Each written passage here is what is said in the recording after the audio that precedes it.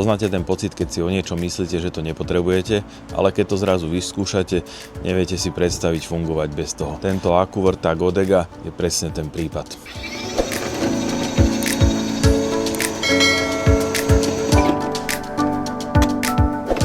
Je to model PHA 7400E a podľa údajov výrobcu sa momentálne jedná o najvýkonnejší akkuvrták vo svojej triede. Váha približne 10,2 kg, krútiaci moment 74 Nm, to je práve ten podstatný údaj. Dokážete s ním vrtať samozrejme do zeme, aj do ílovitej, kamenitej a samozrejme má aj nadstavec do ľadu. Čo sa týka samotných nadstavcov, na vrtanie do zeminy k dispozícii je priemer 100, 150, prípadne 200 mm a práve tú 200 sme využívali aj my.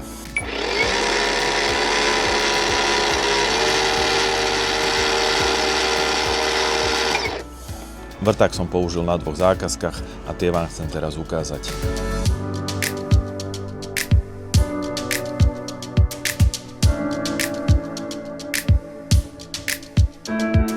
Prvá bola jednoduchšia, jednalo sa o štandardnú výsadbu trvalkového záhona, avšak samotné podložie, do ktorého sa malo sadiť, nebolo úplne priaznivé, preto bolo potrebné vyhlbiť väčšie diery a doplniť ich kvalitnejším substrátom.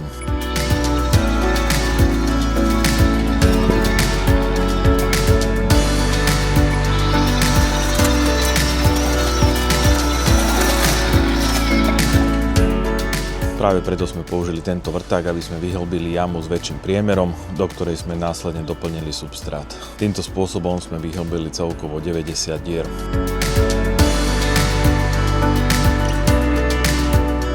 No a v prípade druhej zákazky išlo už o väčšiu záťaž. Bolo potrebné vybetónovať pätky na osadenie inej záhradnej aplikácie. Vrtalo sa do hĺbky približne 70 cm a následne sa diery betonovali.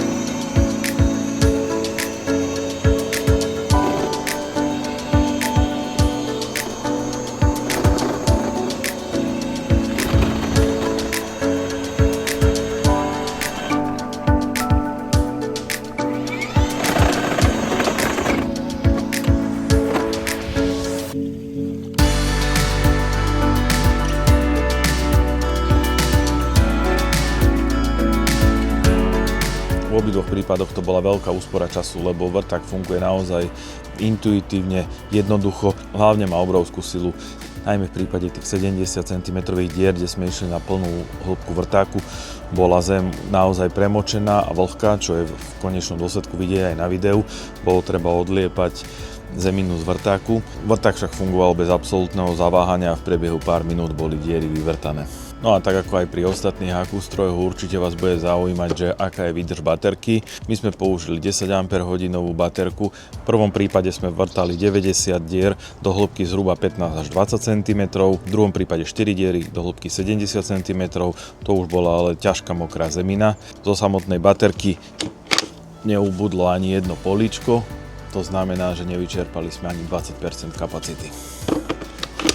Ďakujem za možnosť vyskúšať si tento stroj a určite už teraz rozmýšľam, že na čo všetko sa bude dať znova použiť. Ďakujem aj vám, že ste si video pozreli.